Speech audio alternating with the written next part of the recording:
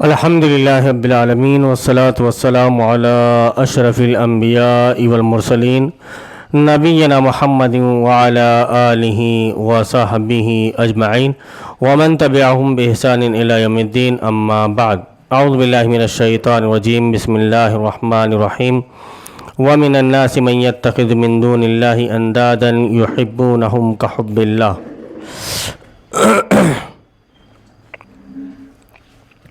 معزز سامعین کرام، یہ جو آیت ہے پچھلے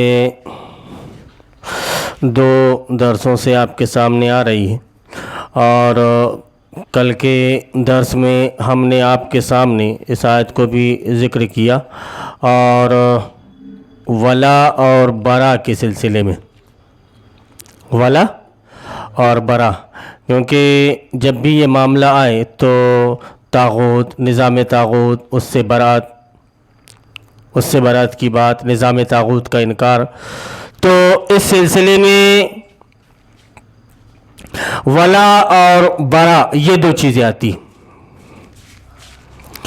ہم نے کل کے درس میں ولا کے سلسلے میں کچھ سنا، آج برا کے سلسلے میں کچھ سنیں گے۔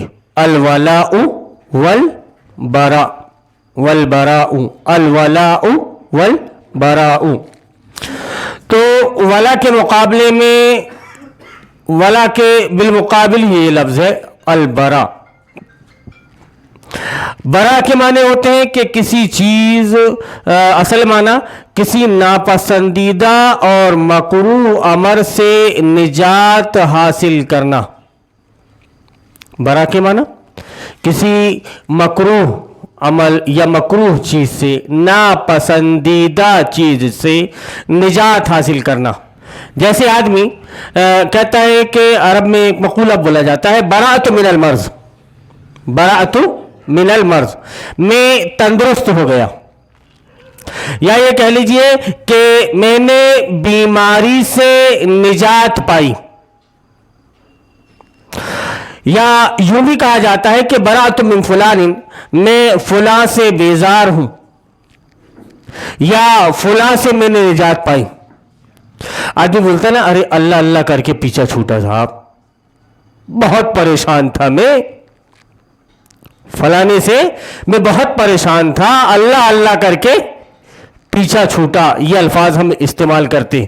تو یہ برات کے معنی میں کہ کوئی ناپسند چیز ہو، کوئی مکروہ چیز ہو، کوئی مکروہ چیز ہو، اس سے اگر آدمی نجات پا لیتا ہے، اس سے اگر آدمی آزادی پا لیتا ہے، تو صورت میں کس لفظ کا استعمال ہوتا ہے؟ برات کا۔ اور ولا کے سلسلے میں ہم نے ذکر کیا تھا کہ اس کا مطلب ہوتا ہے مددگار، حلیف، قریبی، حامی، یہ الفاظ۔ اور ہم نے ایک لفظ سے ولا کو تعبیر کیا تھا کہ دوستی، دوستی، اور برا کے لیے ہم ایک لفظ سے اس کو تعبیر کریں گے دشمنی، برا دشمنی۔ تو یہاں پہ عربی زبان میں یہ کہا جاتا ہے کہ براءت من فلان، کہ میں فلانے سے بیزار ہوں، گویا ولا میں موالات اور برا میں انقطاع اور بیزاری موجود ہے۔ ولا میں یہ ہوتا ہے کہ آدمی ایک دوسرے سے ملتا ہے، ایک دوسرے کے ساتھ اس کے تعلقات ہیں، ایک دوسرے سے جڑ رہا ہے، لیکن برات میں کیا پایا جاتا ہے کہ ایک دوسرے سے رشتے ناطے کو منقطع کرنا، انقطاع پایا جاتا ہے اس کے اندر۔ کیا پایا جاتا ہے برات کے اندر؟ انقطاع اور بیزاری مراد ہیں۔ یہ دونوں حقیقتاً محبت اور بغض کے تابع ہیں، اور یہی دونوں ایمان کی بنیادی صفات ہیں، ایمان کی بنیادی صفات ہیں، ایک ولا اور ایک دوسرا برا۔ کہ جو آدمی محبت کرے گا اللہ رب العالمین سے، جو آدمی محبت کرے گا رسول اللہ صلی اللہ علیہ وسلم سے، وہ اللہ اور اس کے رسول کے دشمنوں سے دشمنی کرے گا۔ اسی لیے یہ جو ہے یہ ایمان کا حصہ ہے، یہ دونوں ایمان کے بنیادی حصے ہیں کہ آپ نے ایک کو مانا ہے، اللہ رب العالمین کو مانا ہے، نبی کریم صلی اللہ علیہ وسلم کو اللہ کا رسول تسلیم کیا ہے، مانا ہے، تو پھر آپ ان کو نبھاؤ اور ان کے دشمنوں کو مت نبھاؤ۔ آپ نے تاریخ میں اتنا سب کو سنا ہے بہت کچھ، لیکن اس میں آپ نے کبھی یہ نہیں سنا ہوگا کہ بلال حبشی رضی اللہ تعالیٰ عنہ نے ایک طرف امیہ کو بھی نبھایا اور دوسری طرف نبی کریم صلی اللہ علیہ وسلم کو بھی. ایسے کوئی واقعات ملتے ہیں؟ ایک طرف ابو بکر صدیق رضی اللہ تعالیٰ عنہ نے نبی صلی اللہ علیہ وسلم کو بھی نبھایا اور کفار مکہ کو بھی. بس دلیل ہونا چاہیے. آپ جو یہ دوستی کر رہے ہو، آپ جو یہ اضطرار کا بہانہ لا رہے ہو، آپ جو یہ احول البلیتین اور اخف الضررین کا معاملہ لا رہے ہو، یا آپ جو یہ کہہ رہے ہو کہ اقلیت میں ہم یہاں پر موجود ہیں. اقلیت کہتے کس کو ہیں؟ اچھا مولانا صاحب آپ یہ بتائیے کہ عقل جو ہوگا، عقل اس کی تعداد یا اس کی گنتی کتنی ہوگی؟ یہ بتائیے آپ، کچھ تو بتائیے. آپ اتنی تعداد میں ہو اور اتنی تعداد میں ہونے کے بعد میں کہتے ہو کہ ہم اقلیت میں. نبی صلی اللہ علیہ وسلم 313 صحابہ اکرام کو رکھنے کے بعد میں اقلیت میں نہیں تھے. آپ اقلیت میں کیسے؟ نبی صلی اللہ علیہ وسلم نے ابتدائی مراحل میں آپ صلی اللہ علیہ وسلم نے کبھی کسی سے کوئی سمجھوتا اپنی زندگی میں نہیں کیا. تاریخ شاہد ہے. ورنہ خباب بن ارت شہید نہ ہوتے، سمیہ آل یاسر شہید نہ ہوتے، آپ صلی اللہ علیہ وسلم کو اتنا پریشان نہ کیا جاتا. لیکن نہیں، یہ آپ جو پیش کر رہے ہیں یہ دین ابراہیمی نہیں، وہ دین نہیں ہے جو دین نبی کریم صلی اللہ علیہ وسلم لے کر آئے تھے. اس لیے ہم آپ کے سامنے الولا والبرا دونوں چیزیں ذکر کر رہے ہیں. اس سے پہلے کے بھی درس میں آپ نے سنا تھا، میں نے نبی کریم صلی اللہ علیہ وسلم کا یہ فرمان ذکر کیا تھا کہ من احب للہ وابغض للہ واطاع للہ ومنع للہ فقد استکمل الایمان. ایمان کے مکمل ہونے کے لیے جو چیز بتائی جا رہی ہے وہ یہ کہ جس نے اللہ کے لیے محبت کی، جس نے اللہ کے لیے بغض رکھا، اللہ کے لیے دشمنی رکھی، اللہ کے لیے دیا، اللہ کے لیے روکا، تو اس کا ایمان مکمل ہو گیا. اور ظاہر سی بات ہے کہ دماغ میں بیٹھنے والی بھی ہے یہ بات کہ آپ نے اگر اللہ کو مانا ہے، اگر آپ نے اللہ پر ایمان لایا ہے، اگر آپ نے نبی کریم صلی اللہ علیہ وسلم کو اللہ کا آخری نبی مانا ہے، تسلیم کیا ہے، تو یہ کیسے ہو سکتا ہے کہ آپ ان سے بھی خوش، ان سے بھی خوش، تم بھی خوش ہم بھی خوش؟ یہ کیسے ہو سکتا ہے؟ اب ظاہر سی بات ہے کہ ایک طرف وہ ہوگا جو حزب اللہ میں ہوگا، ایک طرف وہ ہوگا جو حزب الشیطان میں ہوگا. حزب الشیطان کا فالوور حزب اللہ کی تائید میں کبھی کوئی کام نہیں کر سکتا. حزب الشیطان کا فالوور، اور جو حزب اللہ کا فالوور ہے وہ حزب الشیطان کے فالوور کبھی نہیں بن سکتا، یا اس کی تائید میں کبھی کوئی کام نہیں کر سکتا. اچھا یہ چیزوں کو تھوڑی دیر کے لیے ایک طرف رکھیے اور یہ بتائیے آپ کہ جو آپ کے والد کا کٹر دشمن ہو، جی ابھی دین کی بات تھوڑی دیر کے لیے چھوڑ دیجیے، آپ یہ بتائیے آپ کہ اگر آپ کے والد کا کوئی کٹر دشمن ہو، اس کے ساتھ آپ دوستی کرنا پسند کرو گے؟ دنیاوی مثال کو سامنے رکھتے ہوئے، جو آپ کے والد کا کٹر دشمن ہے آپ اس سے دوستی کرنا پسند نہیں کر رہے. اور یہ ساری تعویلاتیں لا کر جو علماء یہاں پر جھونک دیتے ہیں، کبھی بولو کہ جس نے ان کے والد کے ساتھ میں جھگڑا کیا ہو، کٹر دشمنی، اس سے دوستی کرے، اس کے گھر بیٹھ کر کے دعوتیں اڑائیں. تو آدمی ایسا نہیں کرتا دنیا میں. تو گویا تمہاری محبت باپ سے زیادہ اور اللہ سے کم ہے. وہ کیسے کہ تم باپ کے دشمن سے تو دوستی نہیں کر رہے ہو، لیکن اللہ کے دشمن سے تم ضرور دوستی کر رہے ہو. تو پھر تمہارا ایمان کہاں؟ تم نے انکار کہاں کیا؟ جبکہ ہونا یہ چاہیے کہ من احب للہ وابغض للہ، کہ جس نے دوستی کی، محبت کی تو اللہ کی خاطر، دشمنی کی تو اللہ کی خاطر، اللہ کی خاطر دیا، اللہ کی خاطر روکا، فقد استکمل الایمان، تو اس کا ایمان کیا ہوا؟ مکمل ہو گیا. یہ ابو داؤد شریف کی حدیث نمبر 4681، سلسلۃ الحدیث صحیحہ میں حدیث نمبر 38 ایک اور حدیث کہ حضرت عبداللہ بن عباس رضی اللہ تعالیٰ عنہ سے مروی ہے کہ نبی کریم صلی اللہ علیہ وسلم نے فرمایا کہ اوثق عر الایمان موالات فی اللہ، الموالات فی اللہ والمعادات فی اللہ والحب فی اللہ والبغض فی اللہ، طبرانی۔ اور اس کے بعد میں سلسلۃ الاحادیث صحیحہ علامہ ناصر الدین البانی، ایک جگہ انہوں نے حدیث نمبر 998 میں اور ایک جگہ حدیث نمبر 1728 میں، اور صحیح الجامع میں بھی حدیث نمبر 2539 میں اس کو ذکر کیا ہے۔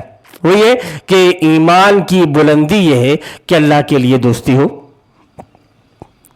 ایمان کی بلندی یہ ہے کہ اللہ کے لیے دوستی ہو اور اللہ کے لیے دشمنی ہو، اللہ کے لیے محبت ہو اور اللہ کے لیے بغض ہو۔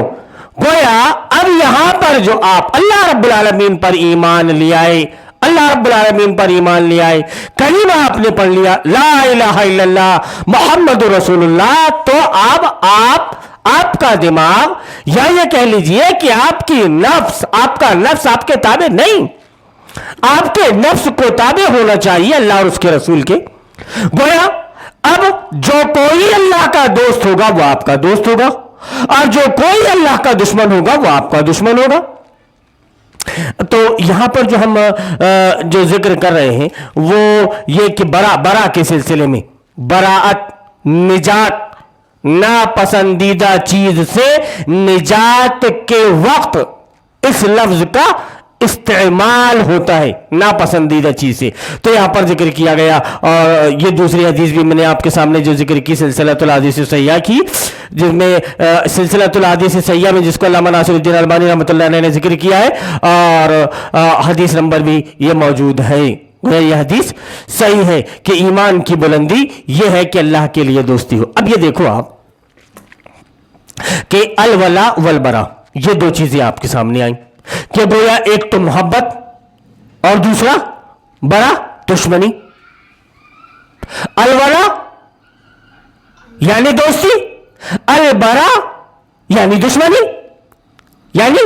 دشمنی، تو دوستی آپ کو کس کے ساتھ کرنی ہے اور دشمنی آپ کو کس کے ساتھ کرنی ہے؟ اگر یہ معاملے کو بھی آپ سامنے رکھو الولا والبرا کی، تو آپ کو یہ چیز اچھی طرح سے سمجھ میں آ جائے گی کہ کسی بھی طرح سے آپ نظام طاغوت کا سپورٹ نہیں کر سکتے، اس کی تائید نہیں کر سکتے، اس کی حمایت میں آپ زندگی نہیں گزار سکتے۔ یہ کیسے ہو سکتا ہے؟ یہی چیز ہے کہ آپ دیکھو گے فقہاء اسلام نے، مجددین نے، بڑے بڑے جید علماء کرام نے اس چیز کو ذکر کیا ہے، اور یہ بات آپ کے سامنے واضح کر دی ہے کہ آپ اللہ کے اگر دوست ہو، آپ اگر رسول اکرم صلی اللہ علیہ وسلم کو اپنا دوست بنانا چاہتے ہو تو ان کے دشمنوں کو آپ کو اپنا دوست بنانا نہیں چاہیے۔ اسی لیے شیخ الاسلام محمد بن عبد الوہاب نے بھی ذکر کیا کہ اللہ رب العالمین نے جو انسان کے اوپر فرض کیا ہے، ابن آدم کے اوپر جو فرض کیا ہے، اول ما فرض اللہ علی ابن آدم الکفر بالطاغوت والایمان باللہ، کہ اللہ رب العالمین نے ابن آدم کے اوپر سب سے پہلی چیز یہ فرض کی ہے کہ وہ طاغوت کا انکار کرے۔ بلکہ آگے چل کر انہوں نے یہ بھی ذکر کیا ہے کہ ما کان یسیر مؤمنا باللہ الا بالکفر بالطاغوت، کہ آدمی اللہ پر ایمان لانے والا نہیں ہو سکتا۔ ایک ترجمہ یہ ہوتا ہے، اور دوسرا ترجمہ یہ ما کانا کا ترجمہ ما کانا یسیر کو ترجمہ کہ وہ اللہ پر ایمان لانے والا ہو ہی نہیں سکتا، ایک نہیں ہو سکتا اور دوسرا ہو ہی نہیں سکتا۔ ما کان یسیر مؤمنا باللہ الا بالکفر بالطاغوت، جب تک کہ وہ طاغوت کا انکار نہ کر دے۔ لیکن لوگوں کو سمجھ میں نہیں آتا کہ یہ طاغوت کیا ہے، کیا یہ طاغوت کا انکار ہوتا کیسے ہے؟ ہاں ٹھیک ہے، ہم اس کو طاغوت مانتے ہیں، ہاں ہم اس نظام کو طاغوت مانتے ہیں، لیکن یہ جو کچھ چیزیں ہیں الا، بٹ، مگر، لیکن، یہ ایسی چیز ہے کہ یہاں سے انسان کے لیے چور دروازے کھلنے لگتے ہیں، یہاں سے انسان کے لیے چور دروازے کھلتے ہیں اور ان دروازوں کے ذریعے سے وہ انسان داخل ہو جاتا ہے۔ آپ کیوں حوالہ دیتے ہو کہ مولانا ابوالکلام آزاد رحمۃ اللہ علیہ نے ایسا کیا اور ویسا کیا؟ تو یہ بتائیے آپ کے مولانا ابوالکلام آزاد رحمۃ اللہ علیہ کے اوپر وہی نازل ہو رہی تھی؟ ہم نے اور آپ نے کس پر ایمان لایا؟ مولانا مودودی پر، مولانا ابوالکلام آزاد پر، یا دنیا کے اور کسی علماء عالم پر؟ ہم نے ایمان لایا ہے تو اللہ پر اور اس کے رسول پر، اور اگر ہم اللہ اور اس کے رسول پر ایمان لانے والے ہیں تو ہمیں اپنے آپ کو سونپنا پڑے گا اللہ اور اس کے رسول کی، اللہ اور اس کے رسول کو۔ اب اللہ اور اس کے رسول کی طرف سے جیسا حکم ملے گا کہ آپ چلیں اس طرف تو ہمیں اس طرف چلنا چاہیے، اللہ اور اس کے رسول کی طرف سے حکم ملا کہ آپ اس طرف نہ جاؤ تو آپ کو اس طرف نہیں جانا چاہیے۔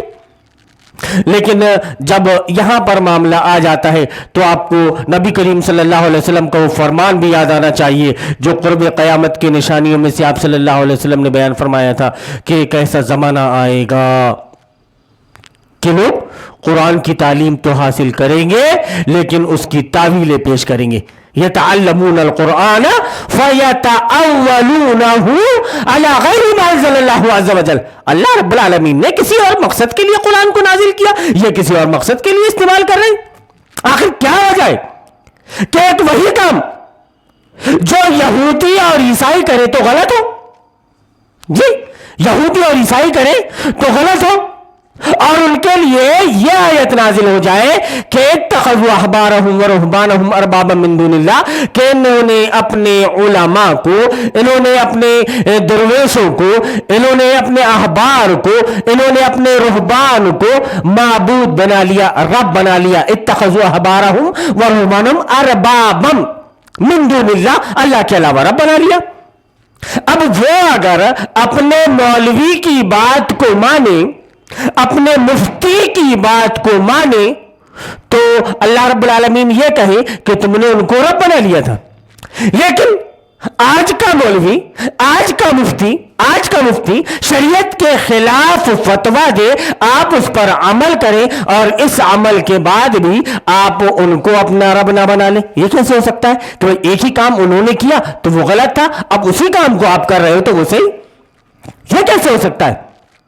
کیوں کہ آپ کے عالم چاہے بڑے بڑے مدارس سے کیوں نہ ہو، چاہے وہ دیوبند کا نام ہو، سلفیہ کا نام ہو، عمر آباد کا نام ہو، بڑے بڑے مدارس جو ہمارے سامنے موجود ہیں، اب علماء اگر ووٹ کے سلسلے میں فتویٰ دے دیتے ہیں بغیر کسی قرآنی آیت یا بغیر کسی احادیث پاک کی دلیل کے، گویا نبی کریم صلی اللہ علیہ وسلم کا فرمان بھی موجود ہے اور اس کے ساتھ ساتھ اللہ رب العالمین کا کوئی فرمان موجود نہیں، اور وہ دلیل دے دے رہا ہے، آپ یہ سمجھ رہے ہو کہ نہیں یہ ہمارے مدرسے کا فتویٰ ہے، یہ ہمارے مولانا صاحب نے دیا ہے، یہ ہمارے مفتی صاحب نے دیا ہے تو ہم اب اس پر عمل کریں گے، بس یہ ہمارے لیے کافی ہے، بس یہ ہمارے لیے کافی ہے کہ یہاں سے یہ فتویٰ آ گیا۔ اور انسان بڑا مکار، بڑا شاطر، وہ یہ بولتا ہے کہ بھائی ہم کیا کریں، ہم نے تو سوال پوچھا تھا، ہم نے تو سوال پوچھا تھا، اب مولانا صاحب نے اس کا غلط جواب دے دیا، اب اگر ہم عمل کرتے بھی ہیں، بڑا بھولا بن کے بولتا ہے کہ اگر ہم عمل کرتے بھی ہیں تو اس کا پورا گناہ مولانا صاحب کو پڑے گا۔ ہم نے تو مولانا صاحب کی بات پر عمل کیا ہے، ان سے ہم نے فتویٰ پوچھا، سوال پوچھا، انہوں نے جواب دیا، ہم نے عمل کیا، تو ہم کو جو گناہ ملنا چاہیے تھا وہ ان کو ملے گا۔ ہم تو نادان ہیں، نادانی میں اللہ رب العالمین ہم کو معاف کر دے گا، ایسا نہیں ہے۔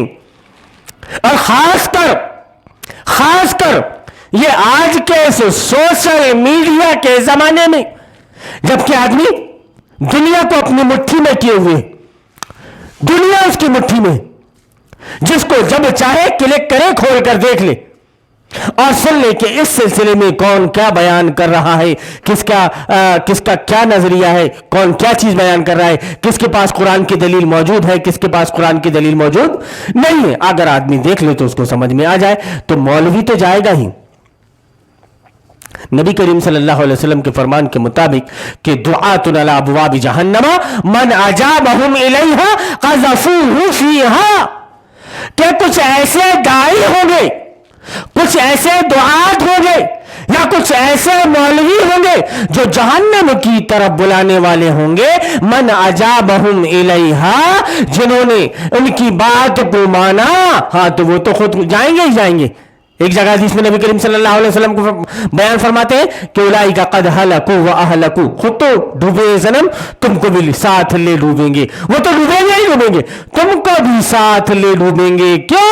وجہ یہ کہ اللہ رب العالمین نے تمہیں دماغ نہیں دیا تھا، عقل نہیں دی تھی، شعور نہیں دیا تھا، کیا تمہارے پاس کوئی بتانے والا موجود نہیں تھا؟ اگر کوئی نہیں بھی آیا تھا تو تم نے تفتیش کیوں نہ کی، تم نے معلومات حاصل کیوں نہ کی؟ ایک مسلمان ہونے کے ناطے، ایک اللہ اور اس کے رسول کو ماننے والا ہونے کے ناطے آپ کو یہ چاہیے تھا کہ کوئی بھی اگر بات کرے تو آپ سیدھا پوچھتے کہ مولانا صاحب اس سلسلے میں قرآن کی آیت کیا ہے، یا اس سلسلے میں حدیث پاک کیا ہے؟ Common sense. ایک عام آدمی، ایک عام مسلمان کی بات، ابھی اہل علم کی بات کو آپ ایک طرف چھوڑو، لیکن ایک عام مسلمان کی بات کہ اس کو کم از کم اتنا پوچھنا چاہیے کہ بھائی کچھ حدیث، کچھ دلیل مولانا صاحب، کچھ دلیل مولانا صاحب۔ آپ جاتے ہو سونار کے ہاں سونا لینے کے لیے، 50,000 روپے تولہ ہو گیا، تھوڑا بہت کم ہوا ہو تو پورے 50,000، تو آدمی سونا بھی دیکھتا ہے تو پرکھ کر لیتا ہے نا، کہ ویسے لے لیتا ہے سونار کے ہاں جا کر کہ بھیا میں سونار کے ہاں آیا ہوں، میں سونار کے آیا ہوں سونا لینے کے لیے، سب صحیح ملے گا، پرکھ کے دیکھتا ہے نہیں دیکھتا؟ پھر ڈائلاگ مارتا ہے کہ ہر چمکتی ہوئی چیز ہے نا، ہر چمکتی ہوئی چیز سونا نہیں ہوتی۔ اچھا وہاں کے لیے یہ ڈائلاگ، اور پھر شریعت کے لیے صاحب نہیں، وہ ہمارے مولانا صاحب نے بول دیا، اسی وجہ سے ہمیں پورا سیٹسفیکشن ہے صاحب، پوری طرح سے ہم کو اطمینان ہے کہ یہ غلط نہیں بول سکتے ان کے اوپر، کیونکہ وہی نازل ہو رہی ہے، جبرائیل امین ان کے پاس میں آ رہے ہیں، نعوذ باللہ من ذالک، نعوذ باللہ من ذالک۔ تو یہ چل رہا ہے۔ تو الولا والبرا، اس سلسلے میں امام ابن تیمیہ رحمۃ اللہ علیہ کا ایک قول ہے، وہ انشاءاللہ کل کے درس میں ہم آپ کے سامنے اس کو رکھیں گے، اس کو بھی سنیے گا، اور کافی مدلل انداز میں الولا والبرا کے سلسلے میں ہم آپ کے سامنے بات رکھیں گے، تاکہ یہ اس پہلو سے بھی آپ کے سامنے یہ چیزیں کلیئر ہو جائے۔ تو میں نے جو حدیث بیان کی تھی حضرت عبداللہ ابن عباس رضی اللہ تعالیٰ عنہ کی، وہ یہ کہ ایمان کی بلندی یہ ہے کہ اللہ کے لیے دوستی ہو، اللہ کے لیے دشمنی ہو، اللہ کے لیے محبت ہو، اور اللہ کے لیے بغض ہو۔ اللہ سے محبت کا تقاضا ہے کہ اللہ کے انبیاء کرام اور ان کے اطاعت گزاروں سے محبت کی جائے۔ ظاہر سی بات ہے کہ جب اللہ سے آپ محبت کر رہے ہیں، آپ دعویٰ کر رہے ہیں کہ ہماری محبت اللہ سے ہے، تو پھر اس نے جتنے بھی انبیاء کرام علیہ الصلوۃ والسلام کو مبعوث کیا ہے ان سے محبت کرو آپ، اور جو ان کے اطاعت گزار ہیں، جو ان کے فرمان کے مطابق زندگی گزار رہے ہیں، ان سے محبت کرو۔ بات سمجھ میں آتی ہے کہ آپ، اللہ رب العالمین خود بیان فرماتا ہے کہ نبی کریم صلی اللہ علیہ وسلم کہہ دیجئے قل ان کنتم تحبون اللہ فاتبعونی یحببکم اللہ، کیا ہے نبی کریم صلی اللہ علیہ وسلم کہہ دیجئے کہ اگر تم اللہ سے محبت کرنا چاہتے ہو تو میری اتباع کرو۔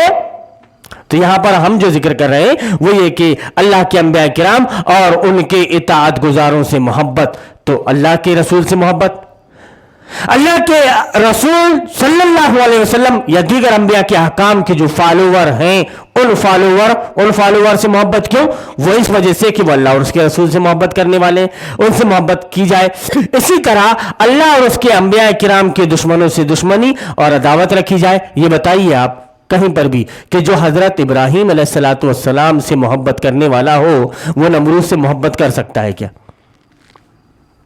جی، جو حضرت ابراہیم علیہ السلام سے دوستی کر رہا ہو وہ نمرود سے دوستی کر سکتا ہے؟ نہیں بولتے ہو آپ؟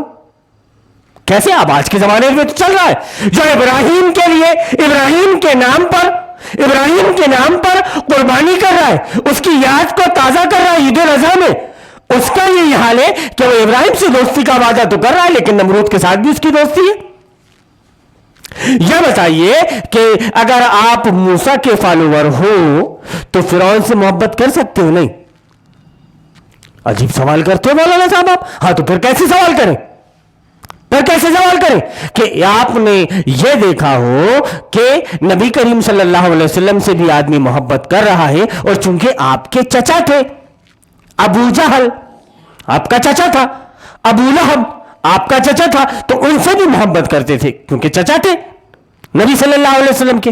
تو کیا اہل ایمان نے ان سے محبت کی؟ ظاہر سی بات ہے کہ جواب ہوگا نہیں نہیں نہیں نہیں نہیں. تو پھر آپ کی محبت اللہ رسول کے دشمنوں سے کیسے ہو سکتی؟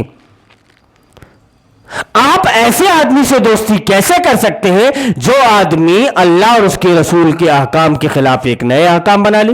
اس کی تائید، اس کا سپورٹ، اس کو ووٹ آپ کیسے دے سکتے ہو؟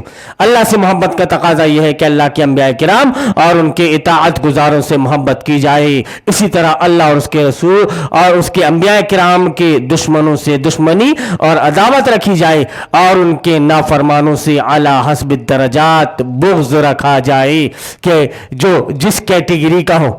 کیوں کہ آپ دیکھو گے کہ اللہ کے رسول صلی اللہ علیہ وسلم کے جو دشمن تھے صحابہ اکرام رضوان اللہ علیہم اجمعین نے ان سے دشمنی رکھی. جو جتنا زیادہ کٹر دشمن تھا اس سے اتنی زیادہ کٹر دشمنی رکھی، جو جتنا کٹر دوست تھا اتنی اس سے زیادہ کٹر دوستی رکھی. تو یہ ہمارے لیے الولا والبرا کا مطلب. اس سلسلے میں اور باتیں ہم آگے آپ کے سامنے رکھیں گے.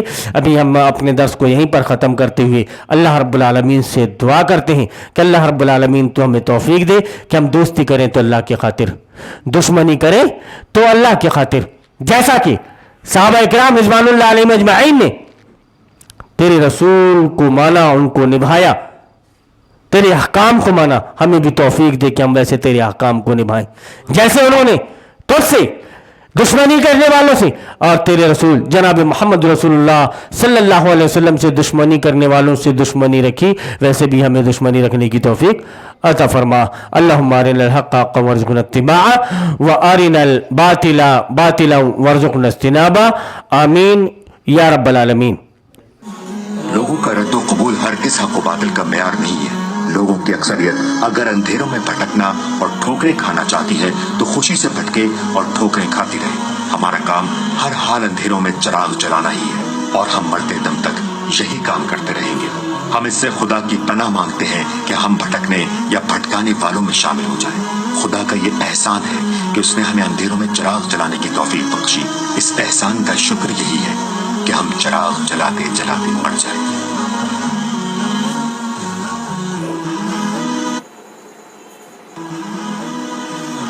یہ شریعت بزدلوں اور نامردوں کے لیے نہیں اتری ہے، نفس کے بندوں اور دنیا کے غلاموں کے لیے نہیں اتری ہے. ہوا کے رخ پر اڑنے والے خس و خاشاک اور پانی کے بہاؤ پر بہنے والے حشرات الارض اور ہر رنگ میں رنگ جانے والے بے رنگوں کے لیے نہیں اتری ہے. یہ ان بہادر شیروں کے لیے اتری ہے جو ہوا کا رخ بدل دینے کا عزم رکھتے ہوں، جو دریا کی روانی سے لڑنے اور اس کے بہاؤ کو پھیر دینے کی ہمت رکھتے ہوں.